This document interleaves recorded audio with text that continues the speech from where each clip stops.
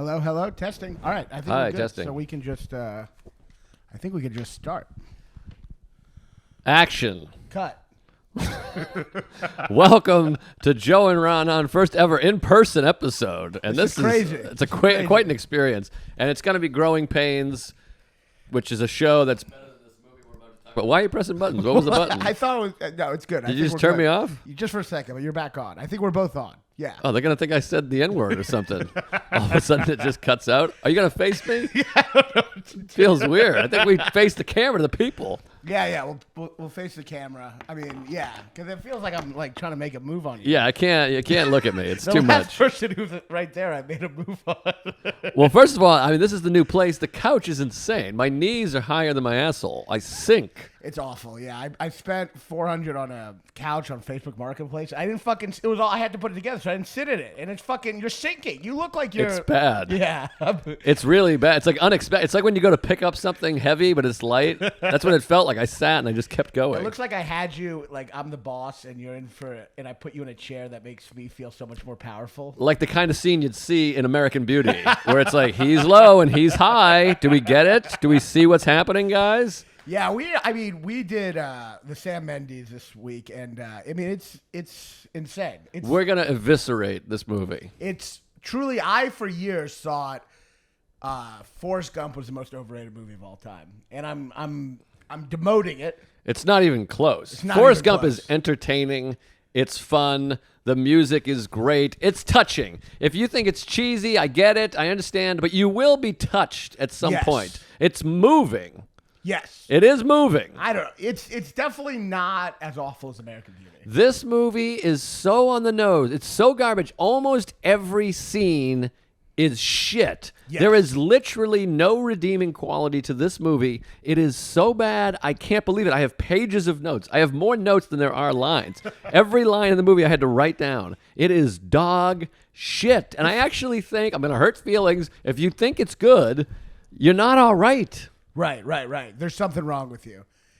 Well, you know what it is? My friend had a perfect term for this. It's a stupid person's masterpiece. Right. You said that about Shawshank also. Yeah. Well, it's just like, it's so obvious at all times, but it seems like it's dealing with psychology. So people are like, this is the movie, like, oh, it's going deep into society, you know? And it's nothing like society. It's nothing real about it. It's so poorly depicted. I don't even know where to start, but I'll start with Chris Cooper's wife, who's played by a great actor. What's her name? Allison Janney. Allison Janney, Wes Bentley's mother. She is portrayed Like so It's ridiculously. literally like Get Out. It feels like a person Yes. in the movie Get Out. Yes. She's in a horror movie. She's literally, they come in and she is sitting at the dining room table like this.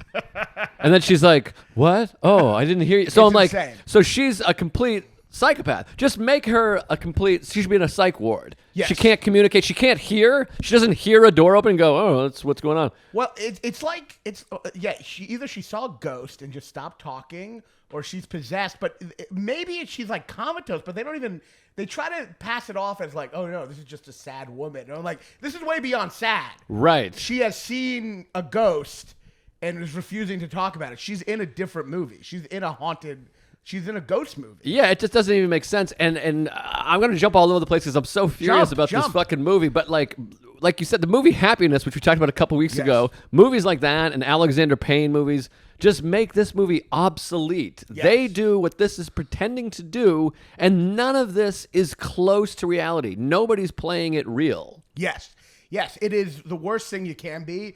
It is a not funny satire. So it's broad, like a satire. The characters are cartoony, and yet it's never funny. And one of the things I don't understand, like apparently in the 90s, Kevin Spacey doing sarcasm was like apparently a charming thing. Right. But you watch it now, it's like he's doing moments that are sarcastic as if he's saying a funny line, but then there's nothing funny. Like his boss comes in, he's like, you got a minute for you? For you, Brad? I got 5. And it's Yes. like, is that a witty line? He's saying it like there's wit that we're looking at, and there's no wit. It's supposed to be a thing, almost like Falling Down or something, where it's supposed to be like, he's going to do all the things you always wanted to do, but none of it holds up. None of it feels right. It doesn't feel like it would actually work. And it's almost like Office Space does this better. Yes, It's like yes. they're going for what Office Space nailed. And I don't know which one was first. What came first? When did Office Space come out? Maybe a little bit Around after? the same time, yeah. Yeah, around the same time. But Office Space pulls it off. It's just a better script. It's a better performance. Which is true, and yet so many people would hear that and think you're saying Dumb and Dumber does what Schindler's List is trying to do way better. So Right. many people would be like, what? How dare you compare this comedy to this masterpiece movie? When really this movie is a bad movie that is just pretending to be this like film masterpiece of cinema. Yes, exactly. And none of it doesn't make sense. Like, he's just like, well, I'll just accuse you of rape. And the guy's like, well, they got me. I guess I'll give him all his money and just let him leave. And he's walking out like pumping his fist like this, where you're like, what? Which is insane that it's like, all right, I guess I'll just give you a $60,000. I know. It's not even like that much money, but like, and then Office Space, it makes more sense. Like, he's figured I out meant a that system. as it is a lot of money. Oh, well, whatever. You're doing so much better than me that you're like, Well, I know, it's cash. It's Well, it like- is funny. I mean, I even wrote that down. Like, it's just crazy that But it's it just 20 years ago, Yes. like, he's like a middle-class guy with a nice house, and he makes 60 grand. I actually had a question about the finances because it seems like they have too nice of a house. He looks like he's a fucking telemarketer. He doesn't have an office, and she looks like she's failing at selling houses. And yet they have like a really nice house. I didn't really see how they're But affording the I house. think that's what it was like 20 years ago, I guess, or maybe it was maybe another big mistake in the movie. And then also, it doesn't hold up just the gay stuff, where he's just like, these are my neighbors. Can you believe it? They're gay. Like, it's so weird how much time has changed that you're just like, that was a punchline. That was a punchline, That was a yeah. joke. He's like, Yeah. look at my neighbors. Can you believe this? This is my life. And he's talking about how pathetic his life is and how shit his life is. And he literally lists, like, look at these guys. They live next to me. And it's like Jim and Jim. And they're like, I mean, I really am fucked. It's a bad sitcom. It's a bad sitcom masquerading as like, and he's a TV writer, 6 Feet Under. Like, you can tell it's like a shitty TV show that's just made beautifully, filmed beautifully with a good score, and that like elevates it to like. The other thing that's crazy in the beginning, like, I always found it weird. They seem to treat masturbation like it's this crazy thing. Right. Like, look at me jacking off in the shower. You mean like how everyone does? How is that a symbol of like despair? Exactly, exactly. That's what I hate about this movie. It's supposed to be like, look closer. America's not what you think. The men are jerking off. You're like, what? Yeah. And then also the scene, there's so many things that are supposed to be funny when he's like, I was bopping the bishop, saying hi to my God. monster. Oh Saying my hi to my monster? Is that funny? That's supposed to be funny? It's so And bad. also, what does she care? Any marriage, look, if you look at your husband's jerking off, you just be like, ugh, whatever. Like, who gives a shit? Also, yeah, she's appalled by it. Like, it's psychotic. Are Also, you masturbating? Also, it's like, why wouldn't he just go to the I bathroom know. and jerk off or go in the living room? It doesn't even make sense. I'm sure he jerks off all the time. But, like, that scene, it's like you can feel that they think it's being funny. I'm saying hi to my monster. And he delivers it like, oh, I'm dropping this hilarious It line. seems like he is the only one in the world who is admitting to masturbating. Right. And, like, no, like, he brings it up in the office. He's like, the only joy I get is masturbating in the bathroom. It's like, what is this content? You talk about how Happiness is such a better movie, which is so true. And Happiness is also, like, actually deals with shit where you're like, what the fuck? Like, it actually Right. deals with the dark shit in society. Right. It doesn't. It has him fucking jacking off to a kids magazine with Right. kids. That's fucked up, and that's opening the fucking door. And that movie gets fucking nothing. I gotta say, you gotta get carpets and wall art because our neighbor is so sweet and wonderful, and her dad owns the building, and we're just screaming about masturbating to kids, and it's just bouncing everywhere. You gotta get some wall art. I sent you some all right, stuff. fine. You gotta get like thick carpets and some wallpaper or whatever else absorbs sound.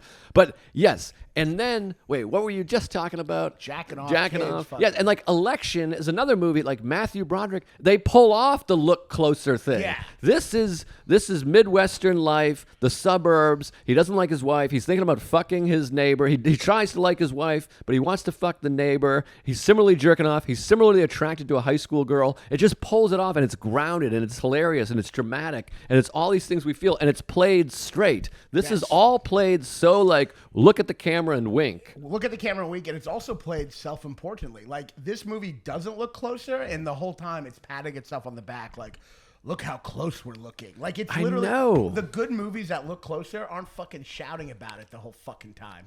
I know. There's literally in his office is a bumper sticker that says "Look closer." Like they're like, oh, look at. I mean, it's just it's a preview for itself. The movie is a preview for itself, and the movie's constantly knows it's deep. It acts like it knows it's deep, which is really obnoxious.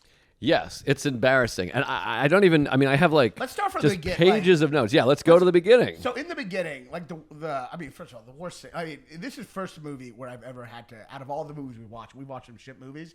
I had to take breaks from how bad the kids' dialogue was. It's so bad. It's so bad. I had to turn it off and just like go away for a little bit and come back. It was like breathing underwater. It was terrible.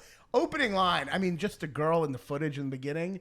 Like, the worst lingo word I've ever heard in anything is when she goes, "My dad is such a lame-o." Lame-o? Lame-o. What? I mean, that's... No one's... It sounded like their screenwriter went up to high school kids and go, "Give me your lingo." And the kids were like, "Look at this fucking pussy. Let me just make up some words." Lame-o. It reminds me of George Costanza being like, El Clowno. I mean, a lame-o. Well, also, here's a huge flaw in the movie. Huge script flaw. I don't buy that the daughter and dad hate each other that much. Yeah. They do not depict how or why they hate each other. They just do a thing that's bad movie writing, which is dangerous to say as I have a movie coming out that I just wrote. But it's like they just tell you that they hate each other. Yes. There's no showing it. Why? And it feels like they would be partners. Like, we used to be so close. We used to be buddies. And they both hate the wife/mother. It's just like all they say is like, she's like, someone should kill him, but you don't see it. You don't feel that she hates him. Yes. You don't feel that he hates her. Why does he hate her? Why does she hate him? I don't know. He's nice. It's actually just not that developed. It's not developed. It's the kind of thing where it's like, yes, you can show a family be alienated while they still feel like a real family. This feels alienated like they don't really feel like a family alienation. Right. Like the kind of alienation where they just made three kind of cartoon characters or a bunch of cartoon characters, and they don't really intertwine with each other. Right. Like him and Annette Bening don't feel like a real marriage. Kevin No. Spacey is gay. He seems gay. There's like everything he does in this movie is just feels weird and gay. Well, I mean, I cut to the end real quick, and I brought this up the other day. The craziest part of the movie is Chris Cooper shows up. He's closetedly gay. It's raining, and the movie does another horrible thing in writing. It purposefully misleads the audience in a way that doesn't make sense to the plot, where Kevin Spacey literally touches his shoulder and goes, "Let's get you out of those clothes." I mean, like, why would a man say that? Why wouldn't you be like, "Oh, I got a towel. You're soaking wet." To the point where when Chris Cooper kisses him and Kevin Spacey goes, "You got the wrong idea," I'm like, "You're a cock tease. Right. You should be sucking his dick right now." It's literally that Woody Allen joke where the woman's coming on to him and then he makes a move and she's like, "Who do you think I am?" And then it cuts to him like, "How did I misread those signals?" That's literally what it is. It's like, it's crazy. "We got to get you out of those wet clothes.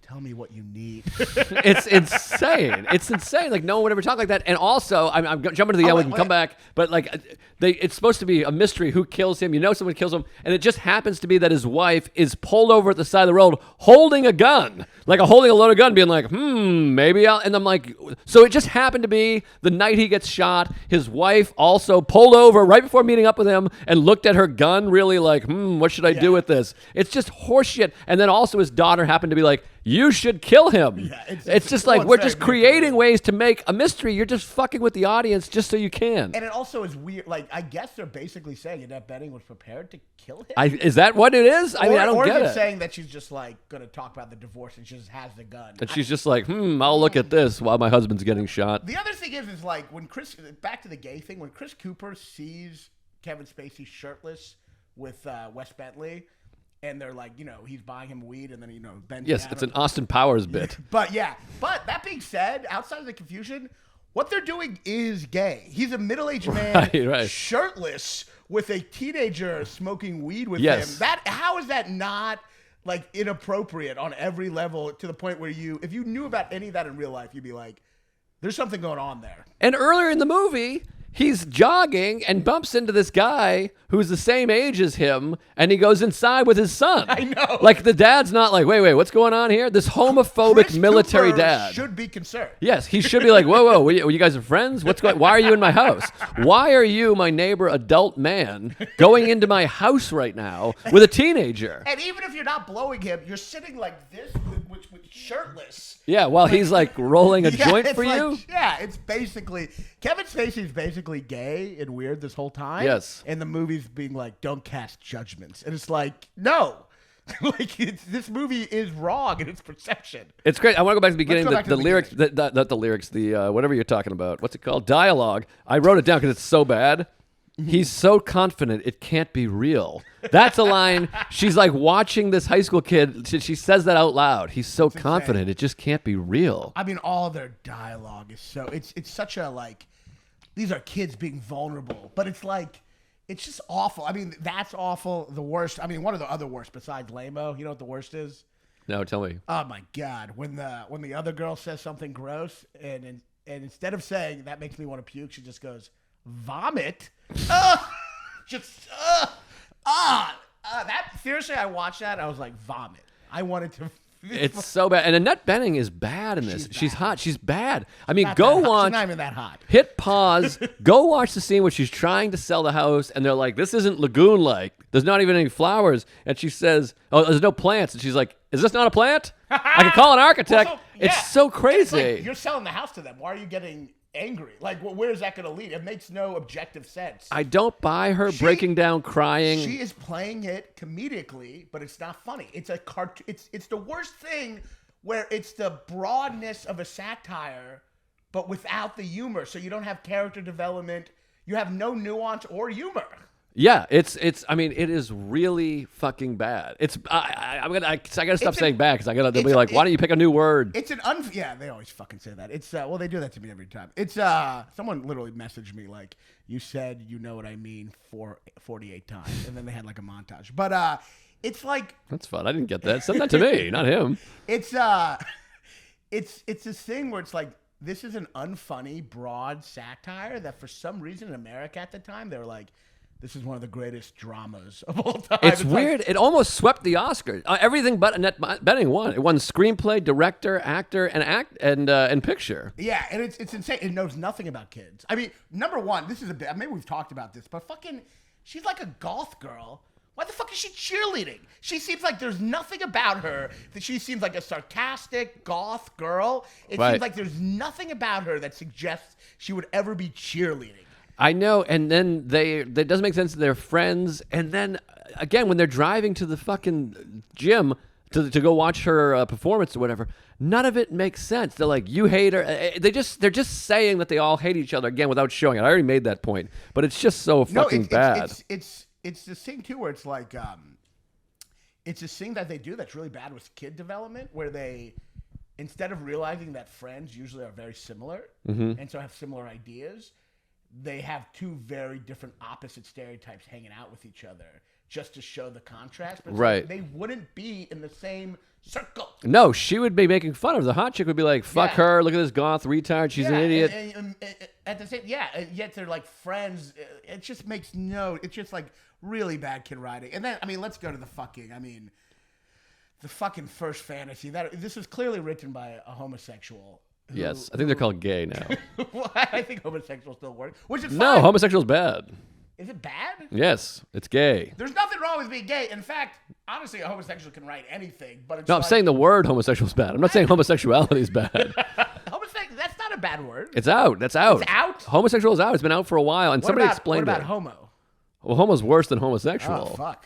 Yeah, gay. It's gay. We're gay because homosexual implies that it's abnormal because it's like heterosexuals normal. So I don't know though. I forget I feel like why. it's once again someone projecting, saying, "Yeah," because the other one sounds normal. You're like, you're the one thinking that. Well, whatever it is, I don't know. I'm not gay, but there's for whatever reason, homosexual's bad. All right, Gay well, is good. We'll take the whole sexual thing out of it, but Gay. I will say this: like him fantasizing about her is so not from the perspective of I know. heterosexual. First of all, in the fantasy, she's about to show her tits, and then red petals come out. Which, if you were a man just like wanting to fuck her, and in your fantasy, you'd be like, "What? No." I know. I'm a tulips guy.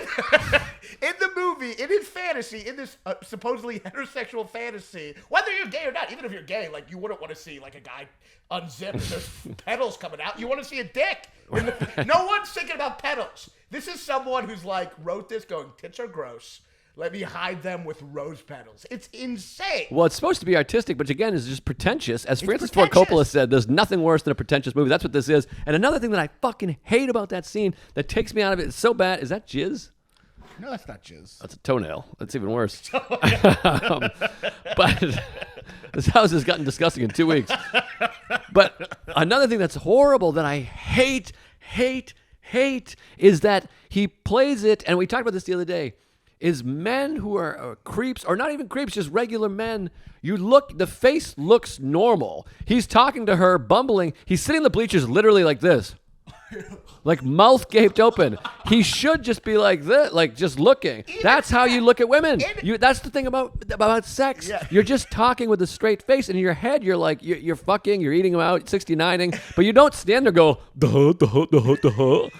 maybe you could come to my house. And there's repercussions of flirting with a teenager. You wouldn't just flirt with a teenager in front of her friend and mother. Literally, when his mouth is down, literally everyone in that bleachers would be like, pedophile, pedophile, right here, he's a pedophile, get him. Like, that's literally what happened, because he's just like... He's like... It's crazy. And then when he's talking to her, he's like, you can come over, we'll give you a ride. Would you come over? I don't know. And then he calls her on the phone? First of all, what is that? That is so insane, because it makes no character motivation sense. He literally goes in to his daughter's room while she's taking a shower, takes his phone where they still have 69, calls her friend. What is the plan here?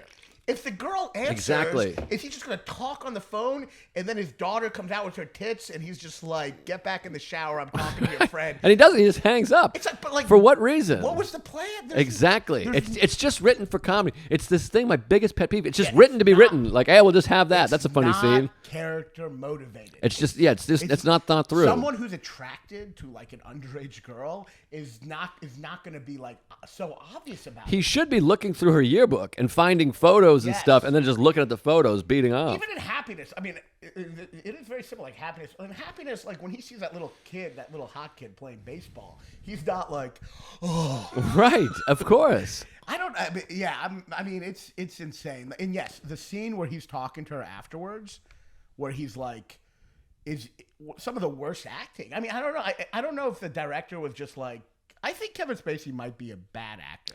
Yes, he's not great at all. And I think Chris Cooper might be bad in both these movies. I think Wes Bentley is bad. I think Wes Bentley, his character we haven't even gotten into, is written so poorly. I can't even believe it. That's not him, though. That's the terrible dialogue. It's terribly written. I think all the kids are actually probably okay. They just have the worst dialogue. Like, Thora Birch is good. Yes, she is good. But, like, the dialogue is awful. But, yes, when Kevin Spacey's like, it's insane. He's just like, do you need a ride? Yeah, it's played so poorly. And what's so uncharacter motivated is that, like, the mother doesn't even notice. So, which is weird, too, that she wouldn't notice. It's like, it's literally the most broad cartoon shit where people aren't aware of other people. It's so improbable. Yeah, it's insane. I mean, all I have written over here is I genuinely can't believe how bad this movie is. I mean, the bag scene is just crazy. Well, this is where you're going to get a fight with me. I do like the bag moment. Are you serious? I don't like him.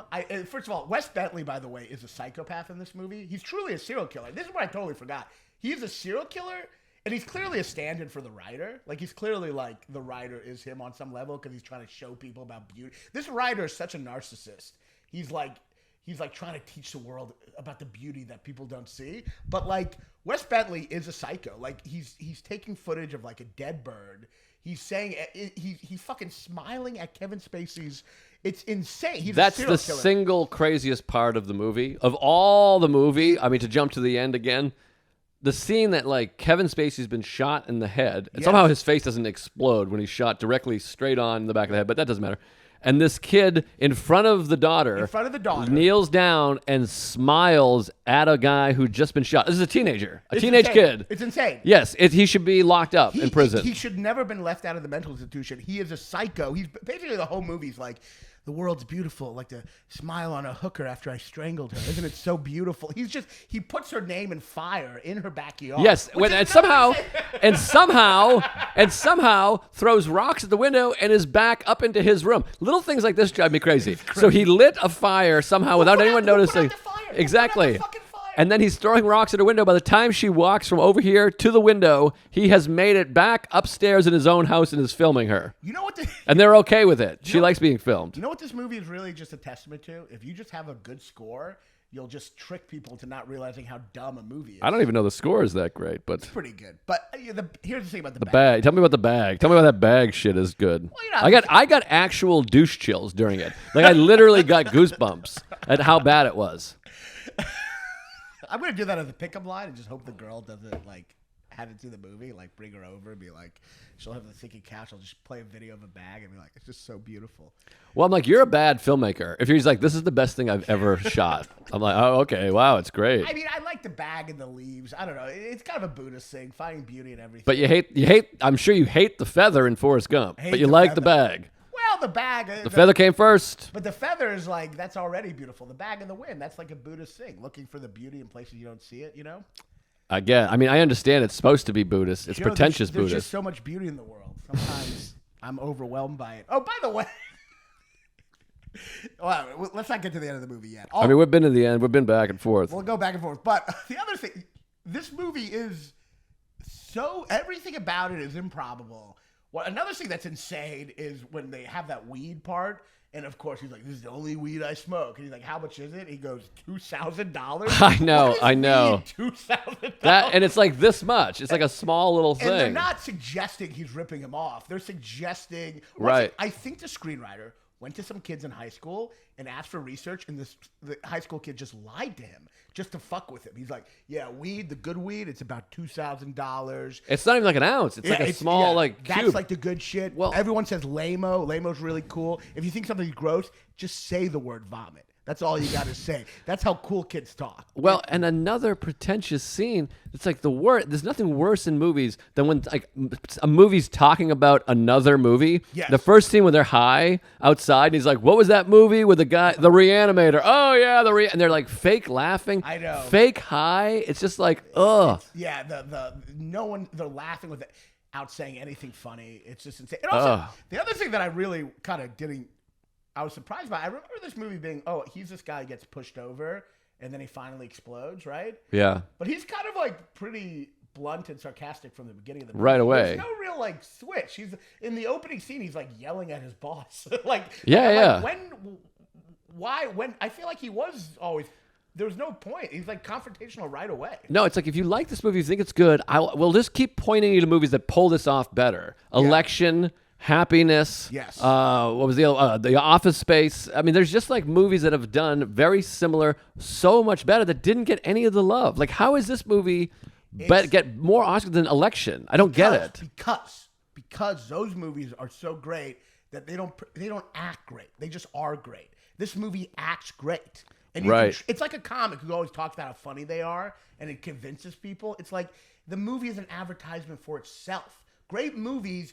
It tries to look like a masterpiece without being one. It's pretentious. I mean? It's pretentious, and they caught it. Yeah. Chris Cooper sucks. The performance isn't great, but the character is so bad. This is one of the worst characters ever. It's so on the nose. It's just like the introduction. He's like this country's going to shit, and he's reading the newspaper like, here's the conservative, the country's going to shit guy. It's so like also just like so Hollywood elitist, and they're like, yeah, we'll make him a general. Well, and whenever anyone comes up to him, it'll be like, Corporal, General. I know. It's just so shitting on like military guys. General, he'll be a homophobe. And the country's going to crap. By the way, if he's so patriotic, why is he having a fucking Nazi plate? I don't know. They just make him such a villain that they're like, he's patriotic and he fucking kind of likes the Nazis. Well, I think he's collecting the Nazi stuff. I feel like that character, who's a colonel, wouldn't like the Nazi shit to collect. No, I think that's different. I think that's we killed the Nazis, we got their shit. That's a thing that a lot of guys did. Yeah, you bring it home as a trophy. That's a thing you bring home as a trophy. He fought, I got the Nazi shit. We went and took their shit. That's a trophy. Oh shit, your computer just turned off. Did we lose all this? No, I don't think so. I'll kill myself. I mean, no, he's not like flying the Nazi flag. He's like, I got some Hitler shit. Hello, testing. I think we're still good. Let me just check. Yes. Hello. Oh, yeah, God. I think we're good. All right, great. But also the scene where he wants to fight his son. He literally is in like this stance. It's like such a put up my duke, put up your dukes. 1920s. He's like, come on, son. And the scene, They made him put up his dukes while still looking really scared. So he's like, "Ugh." and it's too on the nose. Where Wes Bentley, who also is he really that hateful when he's like these F words make me sick? Is he being serious or is he pandering to his dad? Because if he's serious, he's fully a piece of shit. No, he's just pandering. He's just being this weird, like, I'll just say what you want to hear. But in that moment, they tip the hand again because obviously we find out later he's closetedly gay, and he literally shows himself being like, "Oh, I mean that's good, son." Like they literally show him being like, "Oh no, my son hates gays. I mean, that's terrific." Yeah, you know what I mean? He was like, I think he's taken aback by how like. It's like a weird moment. Like I guess he's taking it back, but I read it as like, well, but I'm gay. Oh, really? That's what I think they're doing. Maybe you're right. Which is another thing. It's like, some people just hate gay people, which is awful. But not every homophobe has to be fucking secretly a homosexual. I feel like we talked about this before. Like last week, I'm like, I bet like 1%. I mean, like most people that hate gays are for sure not gay. I mean, they're straight people that hate gay people. And I feel like you kind of know when it's that person. It's like a effeminate Republican senator who's like, right? You know what I mean? I feel like that Chris Cooper guy. He just seems like he just hates gay people. He just seems like very prejudiced. I mean, there is one. See, we talked about that funny. I do think that the gay stuff. There is one funny moment where he's like, "So what's your business?" And he's like, you said you're partners. Yeah. I mean, that's a funny misunderstanding. And he's like, well, I'm in real estate and he's in painting or whatever. Yeah, that's a funny misunderstanding. Funny. I mean, I do think it's really funny when you see them all running. It's like, what is this, the gay pride parade? Right. Yeah, it's just like everything about this movie is just fucking awful. It's just so over the top. Nothing feels real. Nothing feels literally nothing. It's not. Here's the thing. You can not be real as long as you're funny. Right. But like this does neither. And it's pretending to be real. It's supposed to be real. The only thing that holds up in this movie is Thora Birch's tits.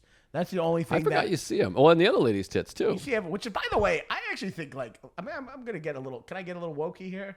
Sure. Do you really have to see Mina Severi's tits in that moment? I feel like they just did that just to show tits. It seemed inappropriate.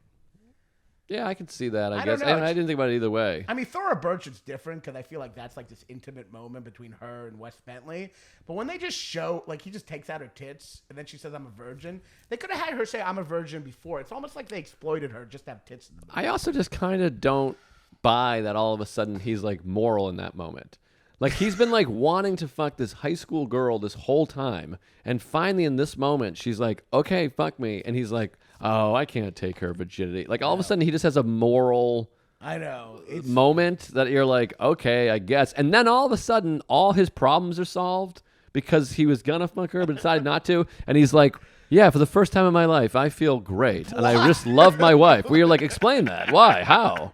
Nothing's changed. And another flaw is that Wes Bentley comes over and he goes, can we run away tonight? And she's like, yes. And then they're just laying in bed. What is that? They don't explain that. Yeah, they're like, it's like a Springsteen moment of like, I'm going to take you. We're going to leave. We're out. Let's go. And then they're just relaxing, laying in bed. To the point where I was confused. I'm like, are they in a hotel right now? That's what I thought. I'm like, are they on the road? Yeah, it's weird. We're going right now. Let's just lie on this bed for the next 42 minutes. It doesn't make sense. It literally doesn't make sense. And then that she just lets her friend stay in the house. They get in this big fight, and her friend just lingers around. I know. It's just insane. I know. Like, there's just holes everywhere. If I was her friend, I'd feel very uncomfortable and just leave. Of course. They're just like, neither of us like you. Yeah, they're like, you're a piece of shit. So she's like, well, I'm going to go get some cake downstairs. We don't like you, and me is the only link you have with this house. And if I don't like you, you now have to leave. You know what I mean? I mean, they're viciously mean. And she literally goes downstairs and just hangs out down there. It's like if I was at your place and you were like, I hate you. I never want to see you again. And then I just went up to Sarah and was like, how's it go? Right. It's crazy. And all of a sudden, like, it feels like they just ran out of time. So they're like, oh, by the way, everything's clear now. He just gets it. It's truly the most self-important movie to have its big message be memories are nice. And life is beautiful. Like, and that whole thing doesn't make sense either. Like, it just doesn't make sense. I think what he's doing is so morally reprehensible that he's like wanting to have sex with his sister's friend. I'm like, it's a weird thing about this movie. Happiness deals with the most piece of shit people, and it's aware of that. Right. It's aware they're pieces of shit, and it doesn't let them off the hook. But at the end, you feel compassion for people who are awful in many ways. In this movie, it just assumes you like these people, and I'm like, these people are awful. He's trying to fuck his daughter's friend, and just because at the end she's a virgin, he's like, no, I'm actually I have a person. great conscience. It's like, no, you are already fucked at that point, and then from there to be like, no, life is beautiful. I'm like, this is a movie about a fucking psychopath. He's an awful person, right? And I don't like him. And the fact there's way more humanity and happiness that a movie that people pass off as a bunch of monsters. Right. There's way more humanity than that. And this is a movie about huge, unlikable pieces of shit. Yes, who threatened a guy that he's going to accuse him of rape It's to insane. get money from him. What's that called? Exonerate? Not exonerate. Extortion. Extort. He's like going to extort a guy on a fake rape charge. Me Too story. Yeah. Yes, and then he's going to fuck an underage woman that he's been pursuing and calling and oogling over, and then he just gets to conscious in the last second. That is funny that he kind of, he got Me Too'd, and you see him in this making up a Me Too story. Yeah. No, it's insane. That's not like the fact that this movie passes him off, him not fucking her, as like a great moment is insane. And there's so much more compassion and happiness when he's like, yeah, I'll do it again. I need to go to jail. Like there's so much more compassion in that than this guy going, you know what? I shouldn't fuck this girl that I've made it very clear to my own daughter that I'm willing to fuck your friend, which is like, I mean, awful and illegal and a crime and like, yeah, he doesn't, you know what it is? He doesn't deserve a redemption. No. There is no redemption. They just make it up at the end. At the very end, he's just like, and I love everything. What is the prompt? She's like, that's what I'm saying. That's what you're saying. It's a great point. She's like, I'm a virgin, and he's like, I can't do the wrong thing. Even though everything makes sense now. Deep down, I feel like he's like, I don't want to do the wrong thing, but deep down, he's like, I can't fuck her. She'll be all clingy after that. Right. Well, but he doesn't fuck her, and then it's like, yeah, it's like watching a pedophile be like, I'm not going to jerk off this kid. You know what? Life is beautiful. It's like, exactly. What is the why? What's the prompt? It makes literally no sense. Also, by the way, all the dinner scenes, it's another thing. It's like, this is supposed to be this family. They hate each other. She hates me. She doesn't talk to me, whatever. But you're like, this is a family that gets dressed up and has dinner every night. I know. Like, literally, like a real movie would be like, they don't eat dinner. They each eat dinner in their separate rooms. Like, this woman's making a big dinner and they sit down as a family every night. Because they're like, their marriage is for show, but it's like, they're not. There's no one they're putting a show on in the house. Exactly. If they were doing that out and about, it would make sense. But it's like, no, you're doing better than most American families. Look Closer would be like, literally, he's upstairs watching football, she's downstairs watching whatever. Or my friend who said he one time went to his house and his fucking dad was in one room and his mom was in the other, and they were both watching the same TV show. That's even better. Yeah, exactly. That's a better depiction. They're both watching this. They didn't even want to watch it silently. That's together. a much better scene for this. But this is it makes no sense. Yeah, my family never had dinners at night, and we were way fucking closer than this family. It's crazy. It's this movie. This movie tries to be like, their family's all for show, but it's like, no, you just have really badly developed characters. It really is poorly written characters. Every character is poorly written. No, I'm trying to think what else. Let's talk about the fucking ending. I mean, this is the fucking, like, the arrogance of the screenwriter at the end to literally write a character in heaven telling the audience, you have no idea what I'm talking about, but one day you will. The fucking arrogance for the screenwriter to assume some omniscient knowledge at the end of the movie. It's literally the writer going, I now know the meaning of life because I've gone to the other side. It's insane. It's a level of narcissism like I've never seen in a movie before. Yeah, I agree. And it doesn't. Yeah, I'm just thinking about the whole sequence. By the way, that they have to like show the missing gun from the thing. Like, I know. No, we got it. We got it. It's like there's so many. This is why I call it a stupid person's masterpiece. There's so many moments where you're like, dumb people are like, ooh, this is a movie where I'm really learning. Like the part where what's her name? I don't know. I thought it was Christina Ricci the whole time. Smaller tits. She's like, I can't say that. All right. The virgin. She's like, Mina Savari. Is that right? I think that's right. Maybe. I have no idea. Mina Savari is like, I just always want to be extraordinary. And then finally Wes Bentley is like, you're boring. And then she's with Kevin Spacey and she's like, do you think I'm special? Right. You're really special. So that's for dumb people in the audience to be like, Kevin Spacey's giving her the thing she needs that was taken out in the other thing. This isn't Michael Bay. I'm learning psychology in this movie. Right. It's so fucking dumb. And then my favorite part is at the end when the screenwriter's like, basically the screenwriter's like, they say your life flashes before your eyes. And that cliche is 100% correct. And even the memories aren't great. The memories are like not great. My dick, they are like literally standard fucking. It's like it's like a bad play. My grandmother's hands. It felt like paper, and you're like, it did? What? Fucking grandmother's hand. My grandmother's hands and my cousin Tony's Firebird. It felt like that Billy Crystal solo show I once watched. It's like it does. And it is. And also, there's two moments like that. He's talking about the meaning of life, and one of the meanings of life is a Firebird.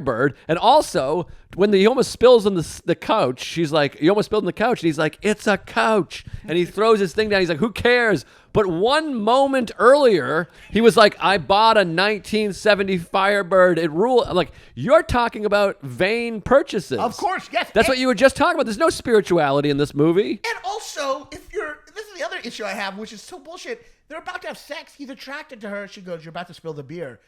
Just move the beer and keep on fucking her. Like, what the fuck are you doing? Like, the fact that her just saying that makes you stand up and have a freshman year of college rant to her, like, is insane. If I'm ever making out with someone and we're hooking up and she's like, don't spill that, you just fucking move it and you keep on hooking up. The fact that he doesn't keep on hooking up shows that he's not really in the moment. He's gay. Not really. Yeah, he's gay. He's avoiding sex. He's gay. Yeah. It shows that he's not really in the moment. It shows that he's just wanting to have this rant. It also just doesn't make sense because it is like, yeah, you don't want to spill on the couch. He's like, it's just a couch. And you're like, yeah, but have like a beer on your couch sucks. Yeah. It's not that insane. It's like, yeah, just put it down and eat me out.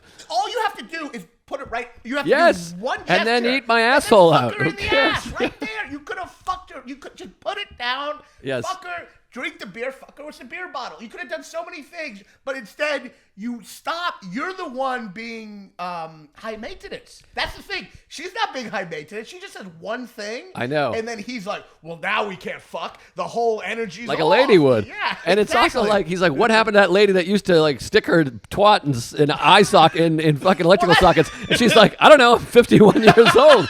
Like it is like, I don't know.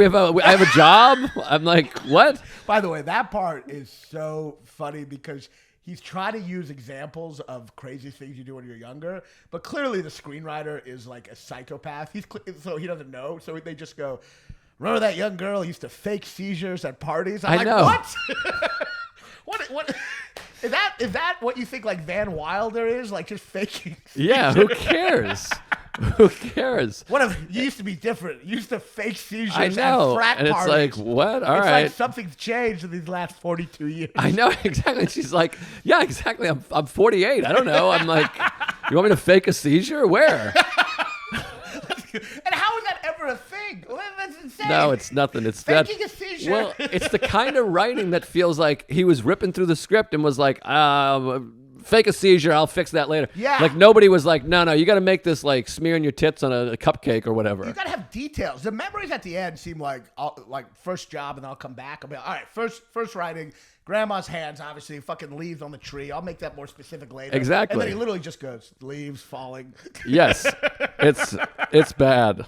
All right. I feel like I feel like we did a good job. Yeah, I mean, I think I got everything out, man. Yeah. I mean, yeah, it's just a bad fucking movie. And I'll be honest, it's depressing.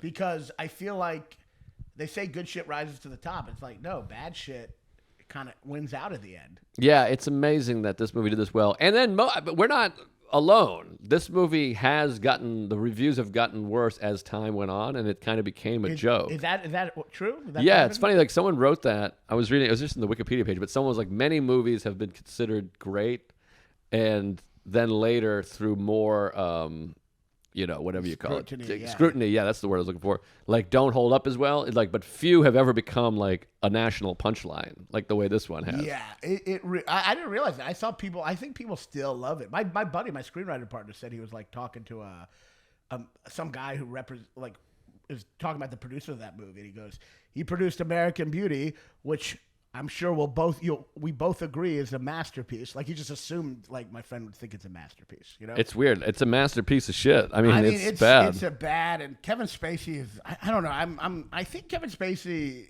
like, it used to be like, oh, he's a monster, but he's like a great actor. I think he's a bad actor too. Yeah, he's not great. He's fake. He's weird. He feels like a robot.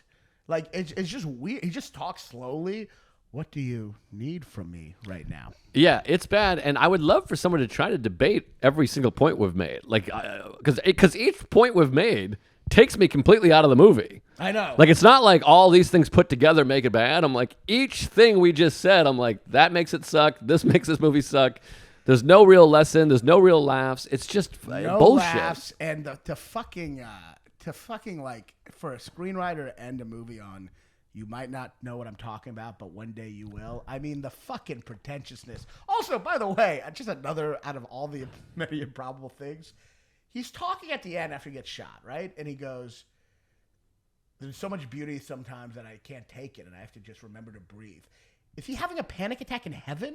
Like, that would be him in heaven being like, sometimes I can't take the beauty, point. and I gotta just calm down. I'm with St. Peter, and just like panic attacks. It's a good point. It doesn't make any sense. And if there are panic attacks in heaven, I'll fucking kill myself right now. Well, I guess I won't do that. Well, then I'll go to hell. But yeah, no, it's insane. There's just no logic. Here's another little thing. So he went out and bought the Firebird, whatever. Yeah. Is it Thunder or Fire? I can't remember. He goes out and buys a bird, and he's all excited. But he also stopped and bought a remote control car to play with.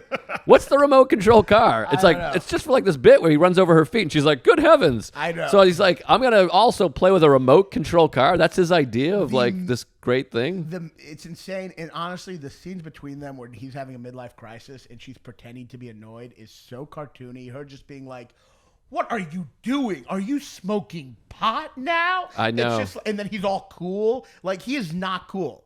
He is not in the movie. I Thinks know. He's cool. Like, yes, I agree. The fact that we thought Kevin Spacey was cool when really he's a psychopathic, like, just alien. Like, the fact that we thought he was like somehow cool in the '90s is just crazy to me. Yeah, it's bad. It's all right, bad let's shit. talk a little bit about Jarhead because I'm curious to hear your opinion. Because this is a movie I've always really liked. People think is very mediocre or they hate it, but I think it's actually much better than American Beauty. Yes, it's. You know, I'm not saying it's perfect. It's not perfect. I mean, there was a point in this where I wanted to, like in Jeff Goldblum, where he's like, in Jeff Goldblum? Well, we're in Jurassic Park, where he's like, is there gonna be any dinosaurs on this dinosaur tour?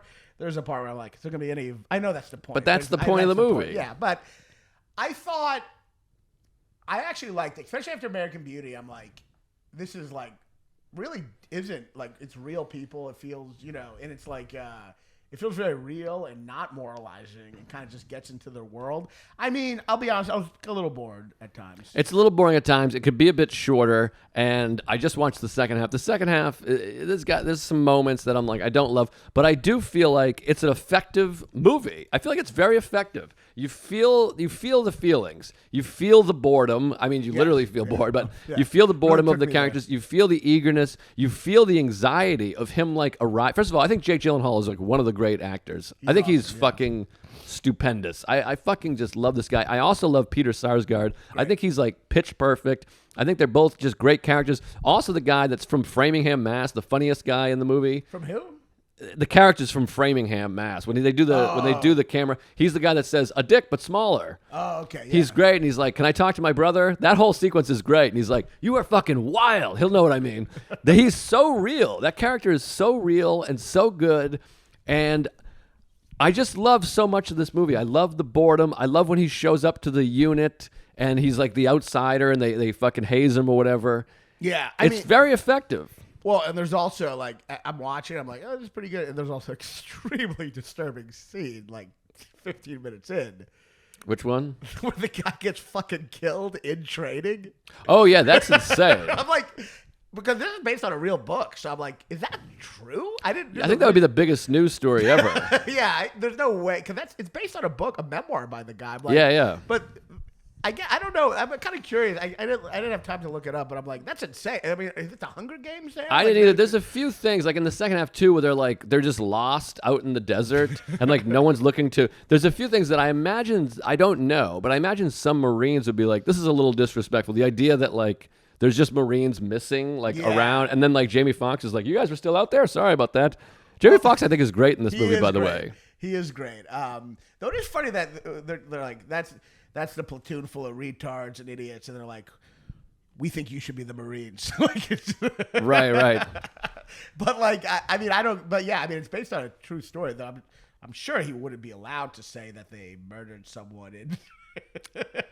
Yeah, maybe that is true. We got to look it up. We should have looked it up beforehand. But that part's very disturbing. And I like the allusion to like his awful upbringing and his fucked up family is really interesting to me. Without getting too in depth or crazy, they just kind of allude to it. And it definitely goes. It's interesting because there's this relationship between self-reflexively between this war not being like Vietnam, but also this movie not being a Vietnam movie. But like the Vietnam movie is the great movies. Right. But this is not to the point where they literally have the song from fucking Apocalypse Now, and they're like, "This is Vietnam music. When will we get our own music?" So it's like it's almost like making a mob movie under the shadow of The Godfather. This is making a war movie under the shadow of essentially like the great Vietnam movie. And there's a lot of allusions to all those movies. There's an allusion to Full Metal Jacket too, at the end where he's like with the dead guy, and he's like $5 for a picture, which is a scene right out of Full Metal Jacket. They do that. They have an actual, of course, the scene from Apocalypse Now, the helicopter scene in the movie. So there's a lot of allusions. I don't love the music in this movie. The score is not great. I don't love that. It feels like Robert Zemeckis took a hand to the score. It's like, and there's moments where it's a bit jokey. There's some real like, and here's the joke parts. And like, but I will say it's an interesting depiction of that Iraq war because it's trying to say like, you know, I mean the theme is at the end. Every war is the same and every war is different, or every war is different, every war is the same. They have their own trauma, but it's interesting to watch a movie about people who just really want to kill and they never get a chance, which is a disturbing thing to watch on its own right. It's kind of, because we see in the Vietnam movies where it's just someone shooting like 40 fucking Vietnamese people on a field. Right. But this is kind of disturbing in its own way because you're like, oh, they just really want to kill. And even though they don't get to kill at the end, you're like, I'm pretty disturbed by that urge that they just all have, you know? Yeah, and everyone has it, but it's also very relatable. That scene is relatable in not in a shoot someone way, but in a comedy way of that idea or anyone's business, whatever business you're in, of like, I got to get this thing. I want to get this over these other guys that aren't here. And also, I've decided in my head, I'm doing this. Yes. We're going to kill. We're going to go get the kill. What it is, a late night set or whatever. You're like, I'm going to go on this late night show. I'm going to get my suit and I'm going to do it. And it's going to be this thing that I carry with me. And I can talk to everyone that's ever done it. And I'm part of that. And right before they walk out, they get bumped. Yes. And so it's relatable. And that thing of like, just let me do it. Fuck it. Aziz walks yes, into the room. Exactly. And he's like, fucking just let me do it. And how many times have you had that feeling with an audition? And I'm sure whatever jobs people at home have, that feeling of like, just let me. I promise it'll be good. Just come on. No one will even know. Just let me do it. I know. And it's actually it's a really brilliant scene because in that scene you see Peter Skarsgård wanting to kill someone and also being a baby at the same time. Right. Which is the perfect depiction of like 18, 19-year-olds. They're just kids, but they also really want to murder. And he's literally crying like a child. Like, and that's actually a beautiful, beautiful scene. And it's a movie that's about a search for meaning, a search for purpose in life. He feels like he's going to get kicked out of the army, which is all he's ever wanted. And he senses it. If they don't let me be in the army, I'm going to overdose. I'm going to do drugs. I'm going to sell drugs. I'm going to be a piece of shit. But if I could just get this kill, then I have it. Let me just get this, and it'll kind of settle this thing, which, of course, is an illusion, which we have in show business. If I could just do the late night, I mean, I remember thinking if I could do Letterman my rest of my life, and now that's just so far gone. Here with his camera, Right, exactly, with a fucking camcorder on a sinky couch with a foot smell. But he can't do it, and of course he has no meaning. And then we see later that he's died, and we don't know how or why, which is really... Should we not say? I don't know. It's like those Facebook posts where they're like... talk about someone dying, but they don't say. Just fucking say. I guess, but it doesn't matter. I mean, the point is it doesn't matter. Yeah, he's gone. True, I mean, that's the point. That's true. It's a good scene. And we can assume it's some kind of drug situation. Well, if they don't say it's drugs or suicide, right? I guess so. I mean, if it was like murder, they probably would have mentioned it in the movie. No, I thought it was really good, and I think it it was slow at times, and I don't know if they ever fully got into. I would have liked to see them get a little more into the characters. So, some of Jake Gyllenhaal, I wish it was a little more. I mean, I know they talk about his family, but I wish I knew a little more about like what he wanted in life exactly. Like it seemed like he didn't give a shit about the military. But I guess I wanted a little more context for him. Yeah, they give you a little. He's smart. His mother's sister's in and out of a psych ward. His dad was in the in Vietnam. So was his brother. So there's a legacy. But he used to beat the shit out of him. Went a little crazy. There's a divorce there. There's something there. What was I gonna say?